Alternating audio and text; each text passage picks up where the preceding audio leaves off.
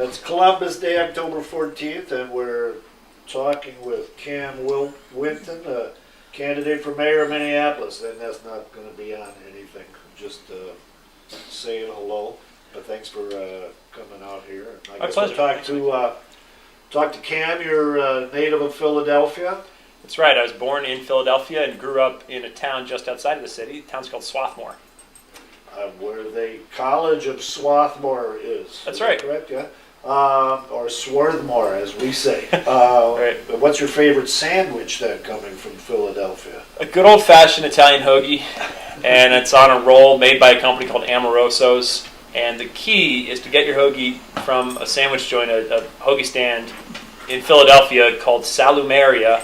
They have a house dressing with artichokes in it. It's perfect. And the combination of the... what your viewers can't see is that my dog is not cooperating. So Nick is being a really good sport by patting my dog mid-interview here. I'm being licked, which is good preparation for a political interview. So it's an Asta Cam Winton and his my sidekick. Okay. Well, she's going to be my commissioner of feral cats. We're interviewing Cam here at his home in southwest Minneapolis.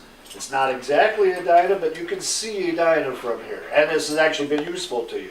Well, yeah, so I live in the Fulton neighborhood of Minneapolis, and it is just across Freights Avenue from Edina. And as you know, Nick, I'm not coming from a background in government.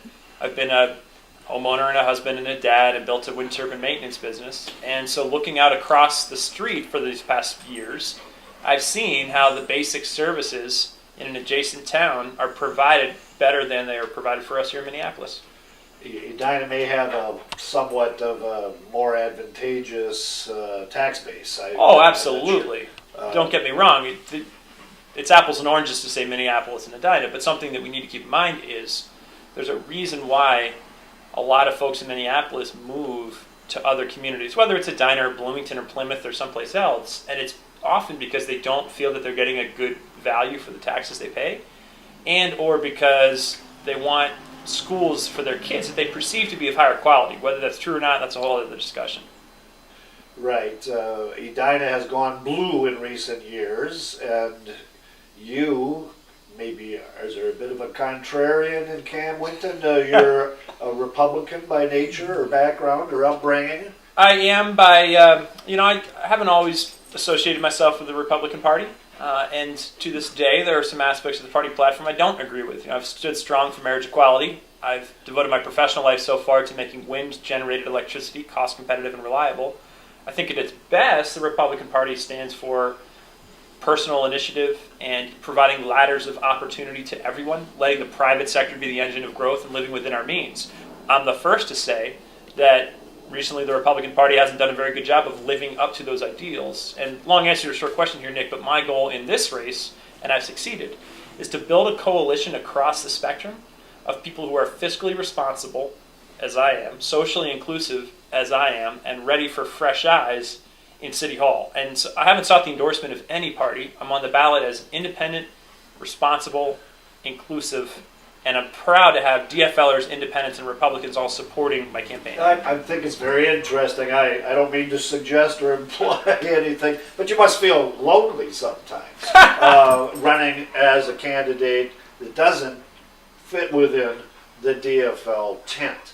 But I think a lot of people, including me, would argue the DFL tent is so large now in Minneapolis that it's really lost its meaning. You have to almost be in that tent to do business or run for office in this city. So it makes you an outsider that you're not trying to be in that tent. I think that's a fair characterization. To answer your question, though, I don't feel lonely in the slightest, because what's been wonderful is the thousands of people across the political spectrum who've come out of the woodwork to support my campaign because, as I said, I'm fiscally responsible, socially inclusive, and not coming from that insider system. And so the last thing I feel is lonely, but you're right that to not be in the DFL insider machine, that presents some challenges, but I'm proud of how I've overcome them.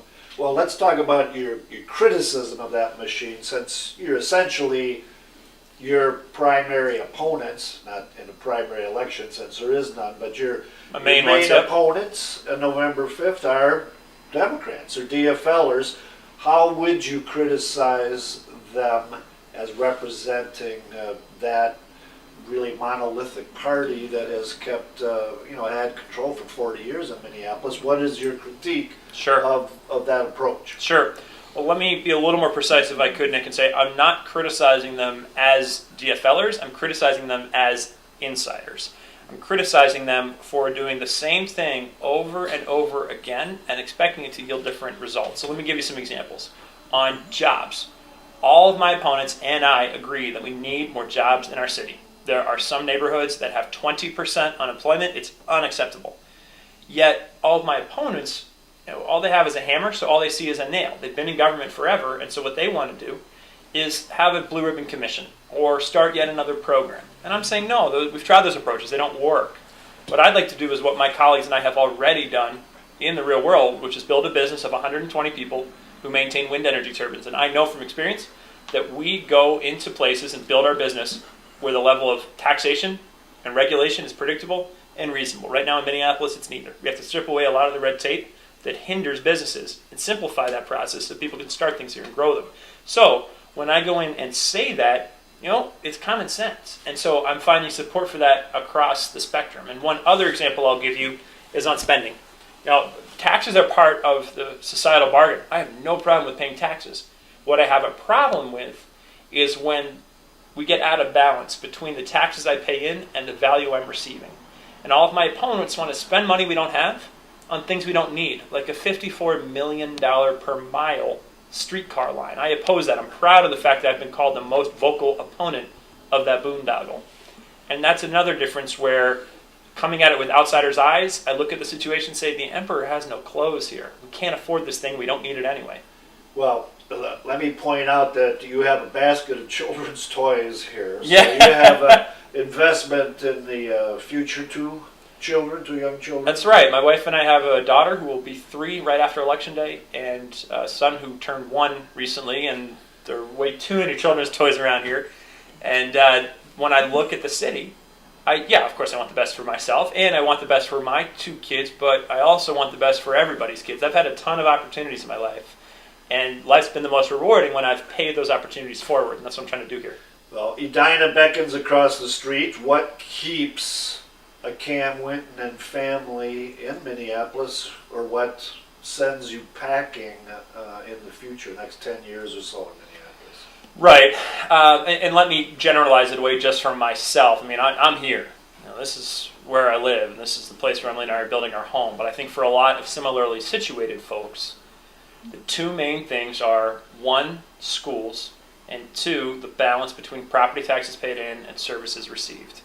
On schools, in Southwest Minneapolis, we have fantastic schools. For my kids, it would be Lake Harriet Lower, Lake Harriet Upper, and then Southwest High School. Southwest High School arguably is the best high school in the state. It's a fantastic high school. I think you know that well yourself. Yeah, I had 3 kids go to Southwest. Yeah, I right. certainly got my money's worth out Right, of Southwest. absolutely. And so personally, I have nothing to complain about for schools for my kids. What I'm saying is that too often in schools around our city, our schools aren't getting the job done for our kids. And I can come back to that in a later answer. The other thing, as I mentioned, is that balance between the taxes we pay in and the services we receive. Our taxes have gone up every year save 1 over the past 10 years. For many folks, they've doubled in the past 8 years. And hey, you know what? I've had a lot of opportunities, as I said. I've taken those opportunities. I make good money. If my taxes go up, I write a check, and that's the end of it. But for far too many folks in our city, that's not the case. They feel squeezed already, and the current leadership is treating them like a cash machine and just squeezing more and more. And that's the point. You ask, what's the point where people leave? When they say, God, it's the 4th winter in a row that my alley hasn't been plowed well, and yet I have a tax increase again. Why am I putting up with this? Right. One further note on this, if I could, the city leadership currently wants a pat on the back because next year they're going to reduce the property tax levy by 1%. And that's great. Okay, thank you. But the reason the city is able to reduce the property tax levy by 1% is because aid from the state, local government aid, has increased dramatically. And in large part that's because for certain earners in Minneapolis, their taxes have gone up dramatically. So essentially what's happened is the money's been taken out of the right pocket of Minneapolitans, 1% of it's been put back in their left pocket, and City Hall wants a high five. I say no, we need to streamline the way we're doing things. I can cover this more in a later answer, but by reducing our costs, we can plow property tax savings into homeowners' pockets. Well, let's talk about City Hall, because Sure. when you say City Hall, I think R.T. Ryback, and he has been mayor for 12 years. What is your critique of the Ryback years as mayor? I'd give Mayor Ryback an A-. He's been a great mayor. His enthusiasm for our city, I share it, and wow, talk about huge shoes to fill in terms of conveying that enthusiasm. He's a wonderful guy. The minus, my critique at the margins comes from the fact that I think we could have done a better job on the things that I see as our next priorities as a city. One, improving our schools so that all kids get a great public school education, not just the ones who live in Southwest Minneapolis. Two, restoring that balance between the property taxes paid in and the services we receive. And we do that by making hard choices about what we can afford. And again, excuse me as my dog barks there. And three, catalyzing sustainable private sector job growth. Not job growth by writing big checks for hundreds of millions of dollars to out-of-state billionaires. I oppose the Viking Stadium. Mayor Ryback, of course, supported it. Mayor Ryback supports this $54 million per mile streetcar line. I oppose it. And that's the difference between us. But overall, he's been a great mayor. Big shoes to fill. I'm going to move the camera. Hang on a second. Okay. You said? Yeah. Okay. Well, let's talk about the stadium deal. I mean, I'm hearing a lot of the candidates say they opposed the stadium deal, and yet most of the candidates seem to be saying there's not much they can do about it. At the same time, it seems like a lot of the wheels are falling off the deal. Right. Is there a point at which you say a Mayor Winton says this is no good anymore, we have to go back to the drawing table? I don't see a scenario where I could single-handedly end the deal. The reason I say that is because, as you know, Nick, there are three legs to the stool, three funding sources. There's the state's money, the Vikings' money, and the city's money. If The city's money is sometimes looking like the only one. I was about to that's take still the words right out of my standing. mouth. Of the three legs to the stool, the city's money is the only one that's there. It's sales taxes from certain types of sales on certain drinks. And the money's there. In contrast, we all know that the e-pull tabs that the state was trying to draw upon for its stool leg has totally gone to nowhere. There's a pun in there somewhere about Right. stool and what we're looking Right. at. Yeah. Forgive me, but... And finally, the Vikings share, well, they're going to pay it with their seat licenses and perhaps some other funds. Because naming rights and other things, all of which only exist because the public is subsidizing the stadium. Absolutely. And so, long story short, if there were a problem with the city's portion of the funding, then sort of paradoxically, the city would have more rights to pull the plug on the whole thing. But since the city's money's there, I don't see a way the city can single-handedly pull the plug on it. I think what we can do at best is learn the lessons of how this deal went and how previous real estate development deals went, to try to learn those lessons and not make the same mistakes again. And so I'm proud that I've been the candidate who's been asking the toughest questions on the downtown east development. That's adjacent to the stadium. And Nick, as you'll recall, I was the only candidate out there saying, what is this funding package that we're putting together for the benefit of a private development company and a private bank? Where's the city money coming from? How much city money are we talking about? What are we getting for what we're putting in? And do you feel that those questions have been answered adequately? Some of the questions have been answered as far as how much money are we supposed to put up and where exactly within the city budget is it coming from. But the answers are pretty unsatisfying. The thing that sticks in my crowd the most is, as currently planned, this downtown east development adjacent to the new stadium, the city's going to put in approximately $60 to $70 million. That's all our money out of our pockets. And yet, the thing that we build out of it, a parking ramp and a park, they're not going to belong to the city. I think if we buy something, we should own it. And then in future years, when it's kicking off money, the city gets that money rather than some state sports facility authority. So that's my biggest problem with the deal now.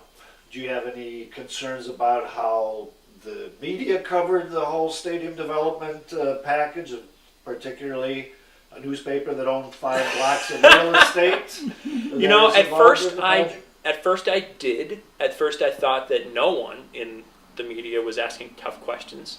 But then the Star Tribune did start asking questions in the form of Eric Roper. I'll give him credit where it's due.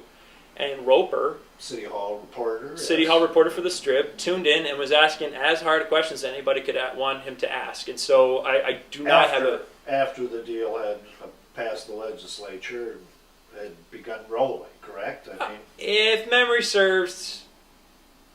Well, I'm not saying you're wrong, Nick. What I remember is that as soon as Downtown East popped up as an issue, within a few weeks, Roper was there asking questions about what the sale price would be on the land, which for a long time the city was sitting on.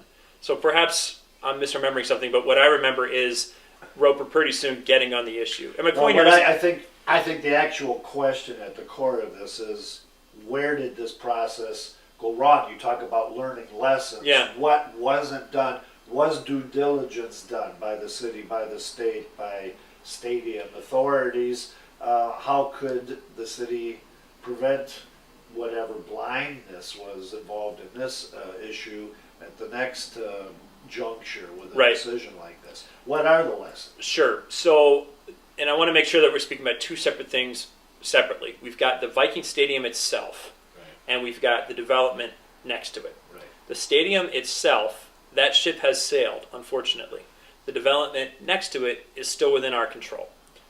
On the Viking Stadium, the key lesson is you have to measure twice and cut once. You asked about due diligence? No, nobody did any due diligence. This is one of the worst deals I've ever seen, and I'm coming from business and I've done deals. This is a horrible deal, where you have convicted racketeers in New Jersey. You have the governor of our proud state being taken out to the woodshed by the NFL commissioner as if our governor's been a naughty schoolboy. And then when the NFL commissioner drives away in his big limousine, the governor comes crawling out and says, boy, I guess we really better spend a lot of taxpayers' money now or else we're going to lose our team because the commissioner just said so. That was embarrassing. I was ashamed for our state when Governor Dayton reacted that way. And Governor Dayton's a good man, and he's well-intentioned. But that was just embarrassing. So there's nothing good that came out of the Viking Stadium debacle so far. And the lesson learned is... The mayor of Minneapolis was in those meetings. And as far as the mayor of Minneapolis, if I'd been the mayor, I would have looked at the city charter myself, and I'm an attorney by profession, and so I read the city charter to be very clear that we're going to spend more than $10 million on a public sports facility, therefore the question had to go to a referendum. Mayor Rybeck kicked the question to the city attorney, and predictably the city attorney came back with a reading that's charitable at best, and was too clever by half. And the city attorney said, oh, well, we don't have to put it to a referendum because it's not really the city's money. It's sure being collected through city sales taxes, but it's the state's money somehow. That was silly. And I would have put it to a referendum. If I'd been on city council, I would have voted against a funding package. Let me give credit where it's due. Betsy Hodges, I like Betsy. I like Councilmember Hodges. She and I are working overtime to try to beat each other in this race, but I like her. And she had a gutsy vote on the Viking Stadium and voted against it. I appreciate that. Sound like that A- for Mayor Ryback just went down to a C+.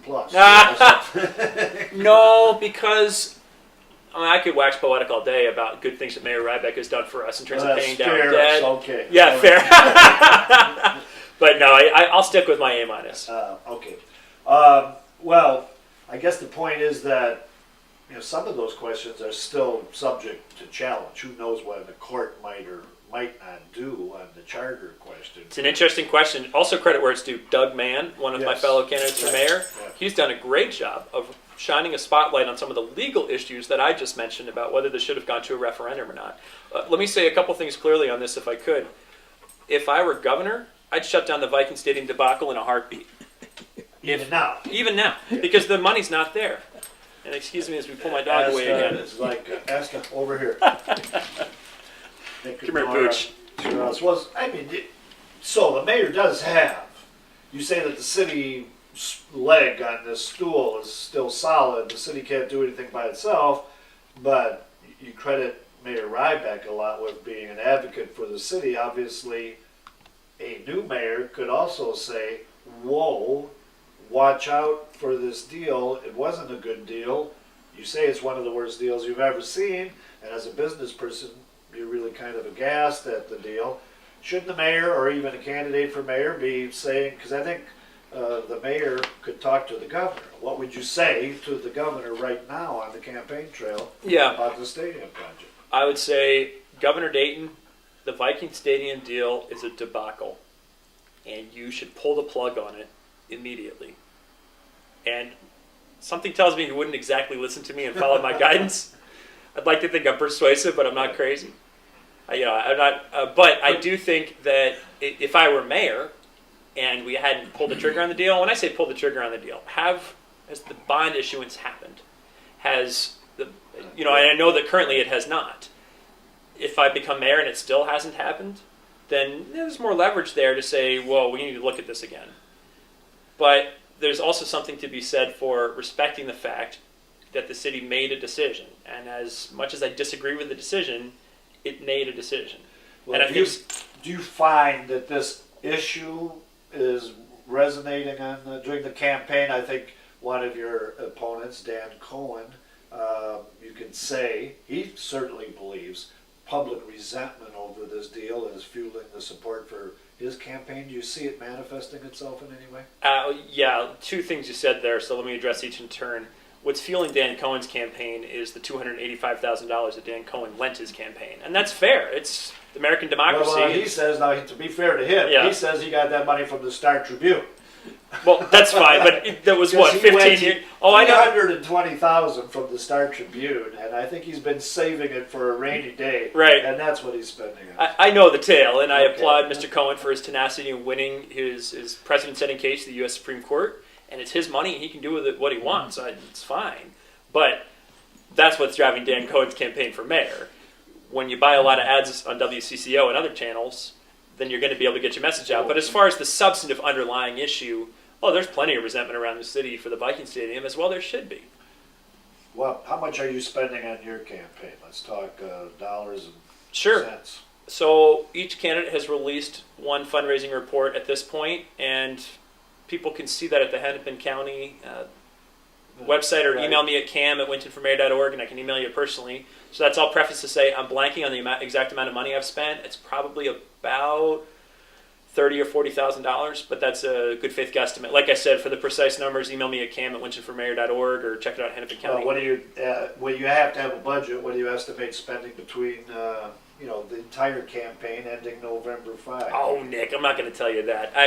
Where do you put it? Give me an idea of in the top 3 spenders. Are you in the top 3 spenders? I doubt it, because I'm up against an insider crowd that's been doing this for decades, and they're raising money from their mutual back-scratching society and spending it trying to perpetuate their mutual back-scratching society. So I'll bet you that my opponents, we've seen the press reports that at least 2 of my fellow candidates have independent expenditure funds on their behalf, and that's where deep pockets can fund ads for folks with no contribution limits. Right. And so that's a whole other ballgame that those insiders are playing. Well, I think ranked choice voting, which we have instituted in Minneapolis and St. Paul now, is supposed to obviate the need for some of this massive spending. Doesn't seem to be working. Is it, you could do social media campaigns. You can do low-cost campaigns appealing to the public at the grassroots level and supposedly do well, theoretically at least, in a ranked choice voting situation. Do you see that actually playing out? Yes, I do. I'm proud to have more Facebook likes than anybody else, which 3 years ago would have sounded like a really cheesy metric for support. We just did an analysis. Yeah, that was a well-done analysis. Right, yeah. I appreciate you noting how of all 35 candidates for mayor, Facebook.com/Winton for Mayor has the highest number of Facebook likes. So thank you, UpTake. But teasing aside, social media has revolutionized campaigning. It's an incredibly cost-effective way for a campaign to convey its message, and I've used it to the hilt.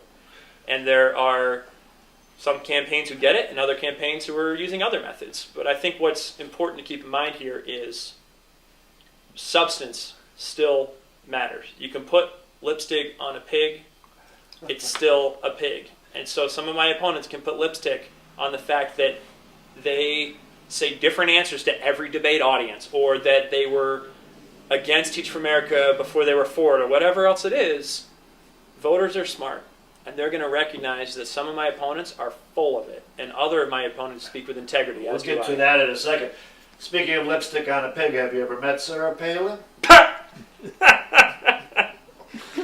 Nick, it would be ungentlemanly of me to agree with the premise of your question as much as I think she doesn't really have any place on a national stage whatsoever. Okay, so the answer is no. I have not met Governor Sarah Palin. Okay. Yeah. But let's go back to that back scratching society you're talking about. I think that those three words contain a very large criticism of the way Minneapolis has been operating. Sure. What do you mean by back Sure. scratching? Let me give you, I could give you examples all day, but I'll give you a couple. Trash pickup. Wow, it's the most boring thing in the world. But you know what? It's big business. The city pays millions of dollars per year to trash haulers to take our trash away. And it's coming out of our pockets, those millions of dollars. When I'm mayor, we'll move towards putting the entire city's trash routes up for bid. Now, let me make one note that I do believe in what's called managed collection. Managed collection, as your viewers may know, means that the city puts some order on the process. In contrast, over in, is it called St. Paul? Is that the city that's over? The capital city, yes. Over is there. called, they have, you can have 10, 12 trucks circling the block. 'Cause Right. everybody is just bidding individually for their job. Exactly, and I'm not proposing that for Minneapolis. It creates a lot more wear and tear. You don't have accountability. I like managed collection. But even within managed collection, the city can put the entire city's routes up for bid, and it can make the bidding process open to both unionized companies and non-unionized companies. Currently, what the city does is only bid out half of the city's routes. The other half of the city's routes are performed by city collectors, city employees. Right. And then the city has what's called a labor peace provision, and so it only will accept bids from unionized companies. Now, please note this point precisely, Nick. I'm not prejudging the outcome. It very well could be that we choose as a city to employ unionized trash collectors. But I think as a city, we should make an intelligent decision based on the real data by soliciting bids from everybody. My opponents disagree. Why? Because the unions that have an interest in this contribute to their campaigns. That's a mutual back-scratching society. And one more thing, on labor peace, they're great unions. SEIU is a great example of people organizing to raise themselves up. I don't agree with everything they've done. Sometimes I don't agree with the substance, but it has its place. But when the Teamsters Union says to our city that if we get rid of labor peace, they're going to let garbage rot in our streets, that's extortion. That's legalized extortion. I'm not aware. Yeah, That's what they've submitted to that extent. They have. They've submitted letters to the Public Works Department as part of the most recent RFP for trash collection. And they're threatening the city, and I say you can't get away with that. No. So that's an example of the mutual back-scratching society. But you're not suggesting you'd like to see club-wielding businessmen fighting with the Teamsters in the streets of Minneapolis? We've done that once before. Believe it or Didn't not, work my out position would oppose well. such a scene. I know this is a All bold right, statement. just wanted to clarify. Yeah, fair enough. Let's go back to ranked choice for a second. Would you have run without ranked choice? A. And B, what difference is it making in this campaign? And C, this is a three-pronger. Would you have run? What difference is it making? How do you hope it will affect the outcome? Yes, I would have run. It's making a huge difference in this campaign, and I'm going to win this race. Well, let's go back. If A sounded easy, yes, you would have run. Give me some more on B and C. Sure. Ranked choice voting has impacted this race in a variety of ways. One, it incentivizes civility. Everybody wants to be the appealing second choice to everybody else. And I'm not giving away state secrets here. This is kind of one of the commonly repeated benefits of ranked choice voting. And the fact is, it's true. There's plenty that I like about my opponents. And in this race, there's an incentive for me to really note the things out loud and repeatedly that I like about my opponents. And so I've praised Mark Andrew for his energy. I've praised Jackie Cherryholmes for her decades-long commitment to our city. I've praised Don Samuels for his bravery in working on empowering certain communities and education. I've praised Betsy for her gutsy work on pension reform. And, I could go on and on. You've also been among the most critical candidates, or most outspoken in criticizing your opponents, particularly Andrew. But it's always been policy-based. I've never once attacked anybody's personal integrity or their personhood, them as people. I've always couched my critiques as strong policy contrasts. And on that point, you did borrow from Mayor Ryback in calling Andrew's policies stupid. Yeah, so you're taking the words out of my mouth. Right. I have never minced words in drawing very strong policy-based contrasts between myself and particularly Mark Andrew. I respect Mr. Andrew, as I've said before and I'll say again. He was for GLBT rights long before it was cool. He did groundbreaking work to expand recycling programs in Minneapolis, to lead the creation of the Midtown Greenway.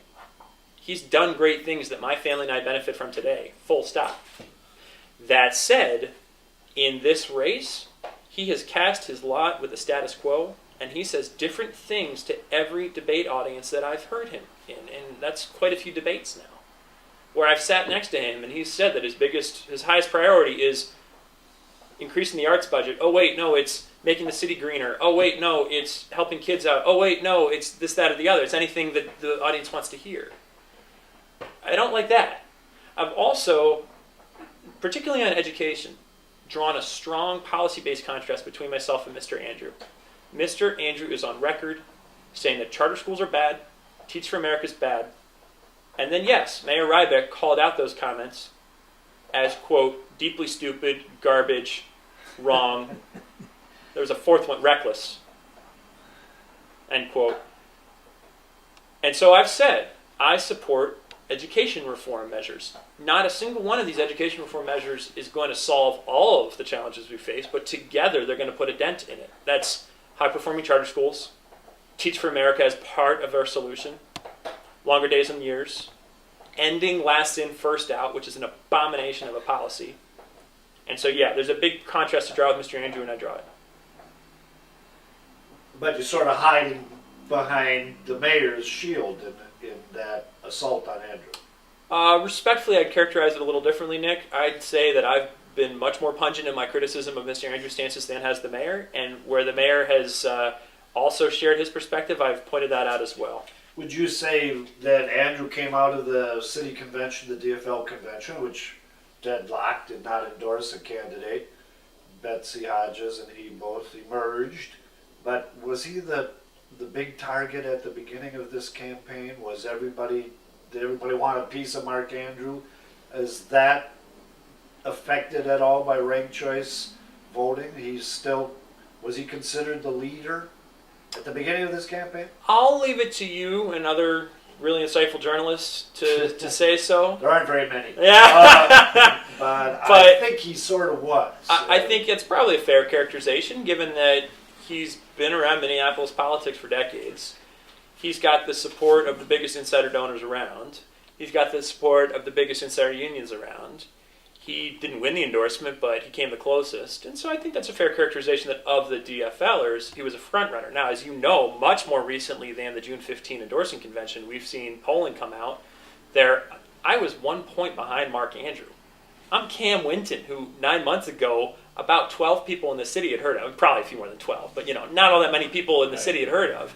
And I came out of this poll with 66% name recognition, 1 point behind Mark Andrew, and I was a couple points ahead of Jackie Terry Holmes. I'm not saying that he's a front runner anymore to the extent he used to be. Well, I was going to ask you about that. I think a lot of people are wondering what happened to Mark Andrews because everybody wants to put an S on the end of his name. Right. Mark Andrew, you don't think he's any longer the front runner? I don't know that he ever was, and there are reasonable arguments that he might have been once upon a time. He's certainly not now. Well, this is part of the RCV puzzle, I think, is that when the candidates recently, including you, were asked who they would vote for on their own personal ballot as their second or third choice for mayor, behind themselves, obviously, Andrew's name does not show up very often. That's true. And I think it's because all of us candidates have sat in these dozens and dozens of debates. I'm going to have to get you a number on how many debates, but I'd guess probably 30, yeah. 25 or 30 forums that we've attended. You can't say different things to different audiences through 30 forums and expect that people are going to think highly of you. Well, there's also sort of a collective, let's get the guy too, isn't there? You have 35 candidates for mayor, and he was the big dog, at least at the beginning. Everybody wants to see him fall. You'd have to ask the other candidates to see whether what you're saying is accurate or not. From my perspective, again, respectfully, it's not, because even in this recent polling that showed him being far from a front runner, After that is when this question of the candidates about who's your second and who's your third came So out. who are your alternate choices besides Cam Winton on the first line? Who Sure. you vote second and third? Don and Betsy, or Betsy and Don. I'm not going to get into which I'm putting second and which I'm putting Don third, Samuels, but Don Betsy Samuels. Hodges, both Democrats, one North Side, one South Side, one African American, one suburban native of Wayzata, I think. That's right. So there's a kind of, are they opposites? Are they poles? Or what is it you like about each of them? Each of them has said the exact same thing in every single debate that we've all been in. That's integrity. And I respect integrity. I care about integrity more than I care about any particular person's particular policy position. And I disagree with each of them strongly on quite a few policy positions. They both support the $54 million per mile streetcar line. I oppose it. Councilmember Samuels, he's well-intentioned and he believes the best thing for the city was to proceed with that Viking City. He voted in support of it. I disagree strongly with that vote. But as I say, much more importantly than any policy difference is the fact that they are people of integrity and would lead with integrity. And I respect that, and that's why I'm putting them as 2 and 3. I think I said Don Samuel's African American. Of course, he has African heritage. But I He's a believe Jamaican from immigrant. Jamaican immigrant. Incredible American story of Right. Don Samuels. And Right. for any of your viewers who don't know Councilmember Samuel's personal story, I really encourage them to take the time to look at the man's Wikipedia page. He came to this country with $83 in his pocket Right. and worked up to lead toy development at Play School, Right. the company, and then had some other business ventures. And he and his wife, Sandra Samuels, who's really engaged in the community with Northside Achievement Zone, at each step of the way have chosen to live in less advantaged parts of their given city because they wanted to do their part to bring stability to it and to be a role model of a, whatever you want to call it, African American or black or whatever, Jamaican immigrant role model for folks who didn't have enough stability. And I'm waxing poetic about Don because I love the man. I'm going to vote for him first of all. I'm going to vote for myself second. No, because God, I hate that streetcar line. It makes no sense whatsoever. We can't afford it. But this is genuine respect. Betsy and I, Councilmember Hodges and I'd consider us peers. We're about the same age and live roughly in the same neighborhood. Councilmember Samuels is an elder to me, and I respect him tremendously. I respect Betsy too. It's just a different vibe. And so, yeah, I think he's a great man. Well, I was going to ask, because we have a city that is 40% people of color, and if the mayor we elect this fall serves 2 terms, it's very likely they will leave office in a city where the minority has become the majority. Sure. And yet all of the leading candidates, with the exception of Don Samuels, are white, Caucasian. Yeah.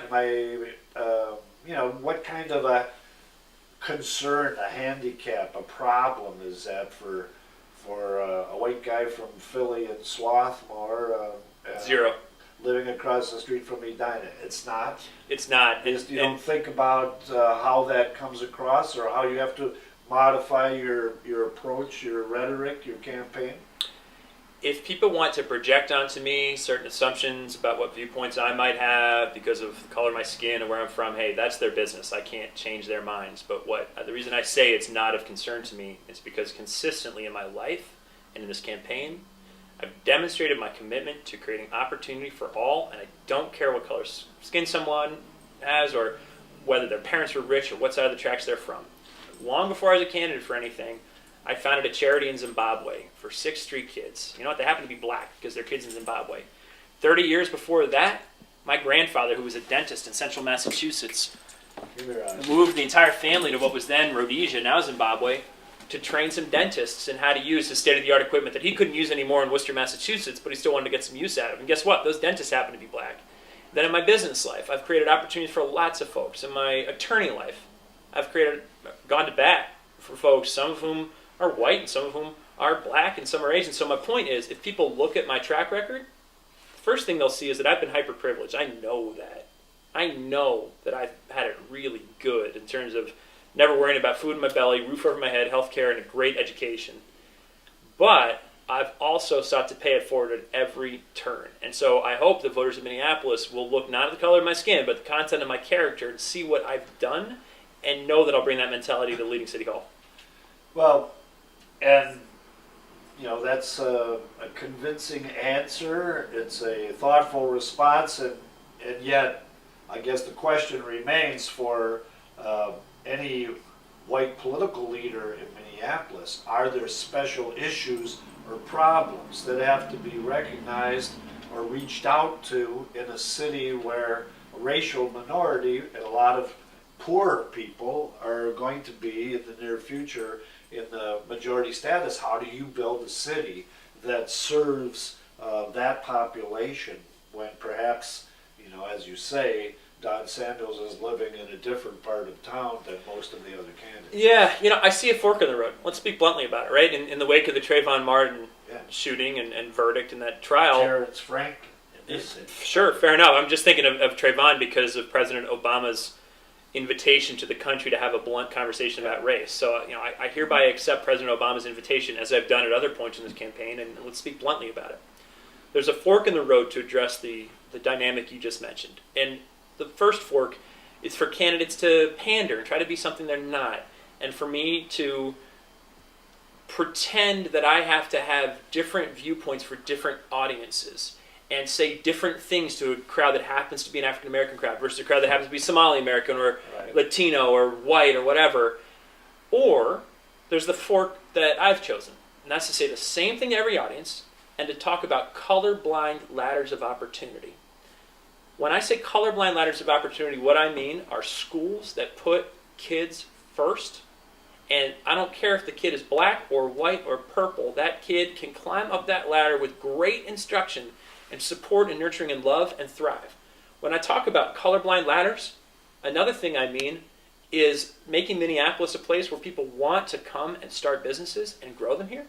And so we're cutting that red tape that too often makes people just go across the city lines and start them elsewhere. And again, I don't care if you're black or white or purple. If somebody creates a business here and is hiring, you're going to get a job. Now, education, job opportunities.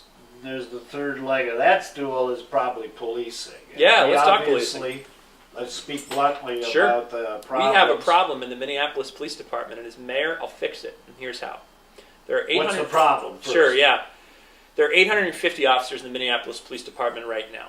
You could probably say that about 30 of those officers are bad apples. The vast majority of officers in the Minneapolis Police Department are brave as hell. They would put their lives on the line to keep my kids safe. I'm profoundly grateful for that, and I don't care if I'm running for mayor or not. Wow, thank you. Those 30 bad apples give the entire force in our city a bad name. They are people who need psychological counseling. I don't say that as to knock them. They need support. They're not getting it, and they're taking out their demons on their fellow citizens, and it's not right. Right now, we have a culture where too many officers are allowed or encouraged to turn a blind eye to that kind of behavior. And when I'm mayor, no, we change the culture so that every officer is empowered and obligated to root out the bad apples, and we start using technology to keep an eye on things. And specifically what I mean is by putting cameras on officers, whether on glasses or on their vests, pointing out this way, by putting cameras on officers, we will bring down the number of allegations of brutality. And the reason I know that is because in other cities... It's happened in other cities. Exactly, it works. Would you keep the police chief? Yes. Why? Yeah, because I think she's doing a good job of saying enough. We have a problem in terms of these bad apples and the abuses that they're engaging in, and we have to move forward. Now, that said, it's a yes, but. But is, as mayor, she'll need to continue performing at a higher level. Simultaneously, I want to see the Police Conduct Review Board start actually reviewing something. Forgive me if I get the exact numbers wrong, but it's something like out of 460 allegations of misconduct, we've had, ready for it, 0 discipline. Now, I think that's what is a big problem. The community doesn't actually believe in the police being policed. Right. And, the reason... They don't believe it is happening. And the fact, the one reason I'm willing to let the Police Conduct Review Panel, which is a pretty relatively new creation, survive for longer and see if it can make something of itself, is because Don Samuels thinks we should. Again, let's speak bluntly about race. We have a man of color who lives in North Minneapolis, who leads a public safety committee and is saying this system is worth giving time to see if it works. Right. honest to God, that's all I have to hear. I say, okay, Don, if you think it's a good idea, we're going to let it run for a bit. Give it a year. But beyond a year, if it hasn't established trust and discipline, gone. There's a little bit of a law and order aspect to his pronouncements on policing. I love it. I'm very much a law and order kind of person, because if you don't have law and order in your city, yes, what is it that drives people who can leave to leave? Well, balance between property taxes and services, schools that are perceived to be poor, and law and order. Whether that's violent crime, but we know violent crime is on the way down in the city. What is on the way up is property crime. And we only solve 30% of our property crimes. That's garage break-ins, car smash and grabs. And those things make you think, why in the hell am I dealing with the headaches of living in Minneapolis? If I move to Plymouth, people aren't going to put my car up on blocks and steal my wheels the way that happens on the east side of Lake Harriet. On the east side of Lake Honest Harriet? to God, Kings Highway, I know the family. Honest to goodness. Isn't that where Mayor Ryback lives? Are you telling me his energy efficient automobile had the wheels? It was not Mayor Ryback's family, but okay. generally speaking, Mayor Ryback does live in that area of town. What is it you like about how many years have you lived in Minneapolis? Since 2006. So I'm never going to win the contest for who's been here the longest. But when it was time for me and Emily to put down our roots, buy a home, raise a family, boom. What are your favorite things about Minneapolis? The tight-knit communities, the neighborhoods where people look out for each other. I'll speak about my neighborhood. We all know each other. We all get together and enjoy each other's company. When something looks a little off, we fix it. We approach the person who is doing something they shouldn't be doing. And yes, it happens all around the city, including in my neighborhood. We look out for each other's kids. I can hop on my bike and ride around the lakes, and it's the most beautiful thing I've ever seen when the leaves are starting to turn and the sunlight's coming across the lakes. Those are the great, great, great things about our city. Plus, thriving music scene, thriving theater scene, thriving restaurant scene, and lots of energy of interesting companies doing cutting-edge work. Are you going to dive into mosh pits? That's Mayor Ryback's thing. I'm taking suggestions from my own cool thing. The two that are out are mismatched socks, because of course he does that.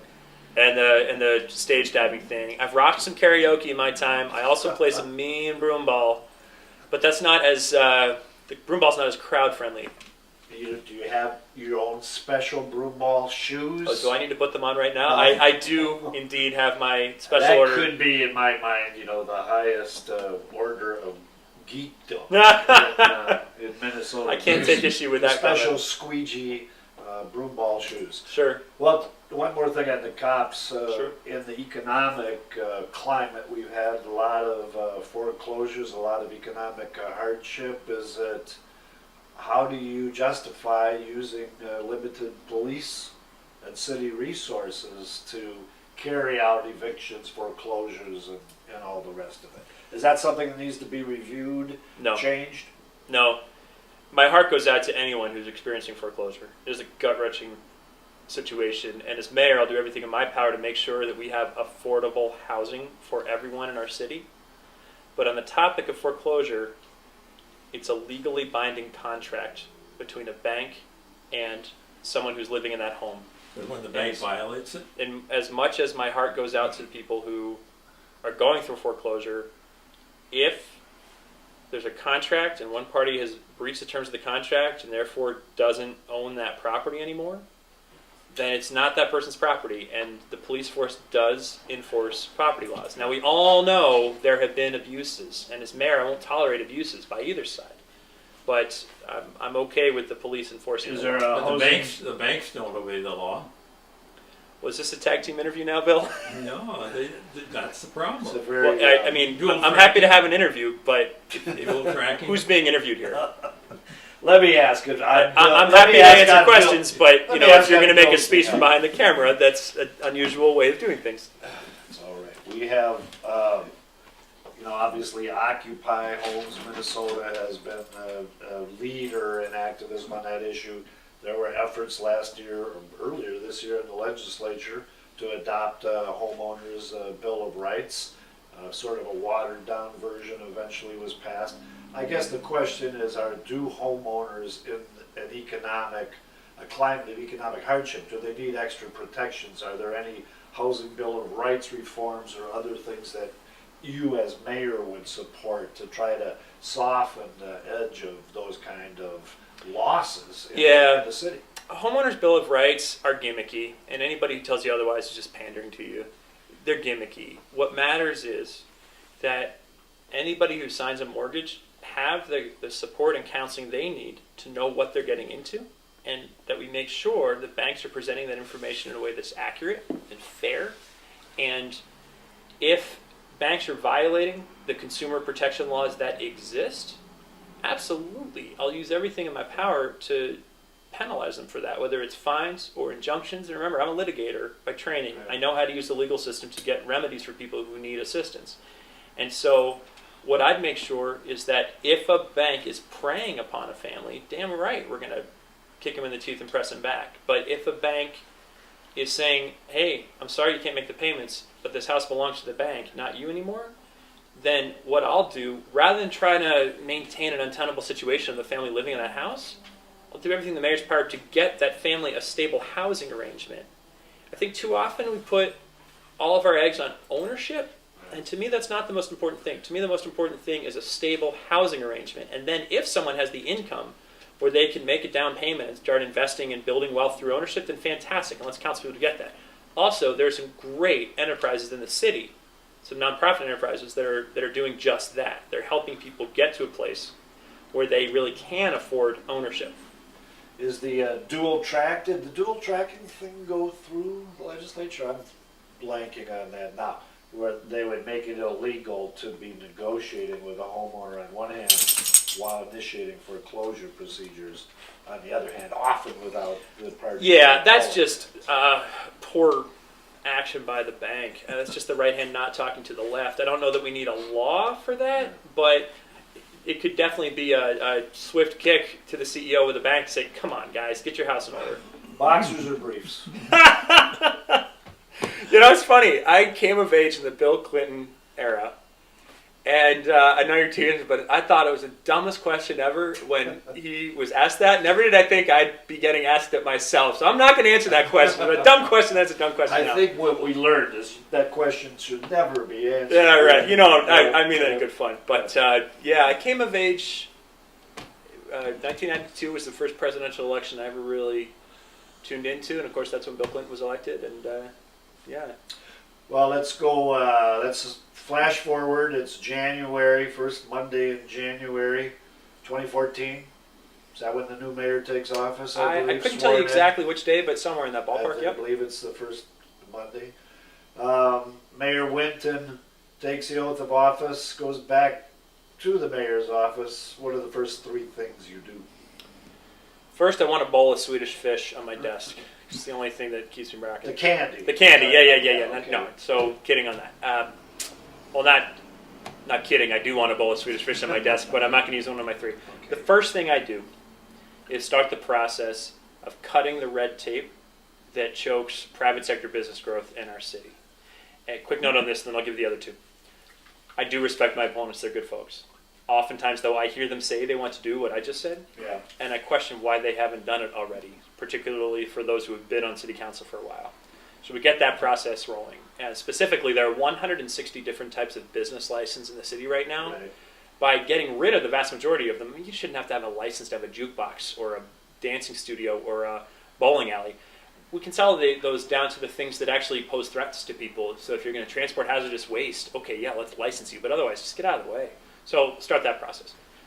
The second thing I do is start gathering data in a real-time basis on how we're providing services in the city. So Results Minneapolis, as your viewers may know, was the first stab at using data to track performance of the city. And it's pretty good, but really it's just PDFs once a quarter on data. It's not real-time. I want real-time dashboards on how many trucks are out there patching potholes right now, how many trucks are out there picking up trash or plowing snow right now, that sort of thing. So start collecting that data, and when we have information, as you know, information is power, and we can make good decisions about how we're providing services. So I start that. And the third thing I do is start the process of, oh gosh, so many things I want to do third. I'd go over to St. Paul to have the necessary conversations there. You can Google that on Google Maps and find out right. how to get there. That way, right? Yeah. And start having the conversations over there about changing the necessary laws so that the mayor would have appointments to the school board. I'm the one candidate saying that the mayor should have a voice on the school board. I do not mean full mayoral control.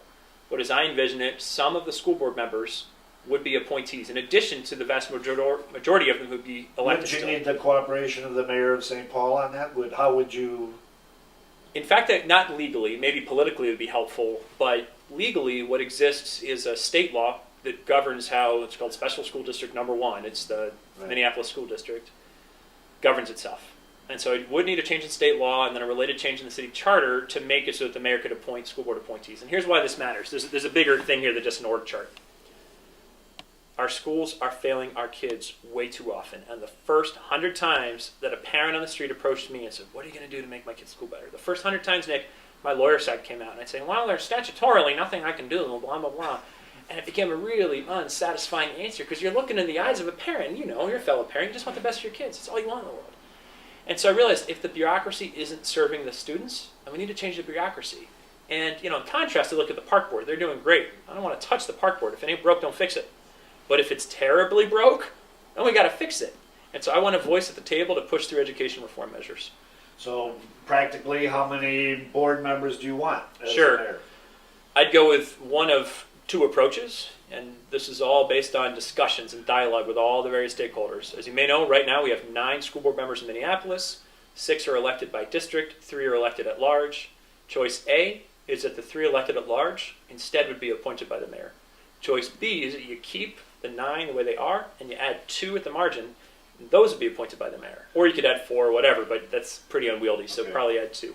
So what do you say to the critics of the education critics who say you are totally ignoring the reformers, are totally ignoring the social and economic conditions here that affect these results, that we are so crazy about testing that we're ignoring the lack of resources, the lack of parenting, and so forth. How do you respond? Yeah, I appreciate the question because it gives me a chance to emphasize that I fully recognize that educational outcomes that nobody likes, these poor educational outcomes, are caused both by poverty and by policies. On the policy side, I've spoken about how I want to end last in, first out. I want to see longer days and years. I want to see real-time quizzes, not high-stakes end-of-the-year testing, the results of which come back too late to do anything about it. And I want to see high expectations for everybody involved, not just the teachers and not just the administrators, but also the students and the parents.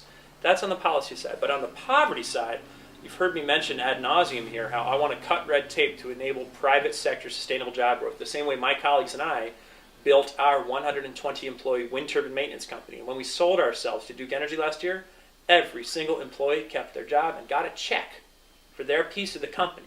That's private enterprise at its best, that respects everybody who contributed. I want to see that story again and again here. That's how we deal with poverty. Another piece of it is my asking my fellow fathers to step up and do their part to create stable homes. Way too often it's the father in a given home setting who isn't doing their part. And I'm not casting stones in a glass house. While I've been on the campaign trail, I probably haven't been the world's greatest father, but I want my fellow fathers to step up. So that's how we address both the poverty and the policies. All right, well, Cam Winton, candidate for mayor of Minneapolis. One last question. Which city is older, St. Paul or Minneapolis? Wasn't it? I think Pig's Eye got to St. Paul first, but he kept coming west, and so I think you got me there, so no comment.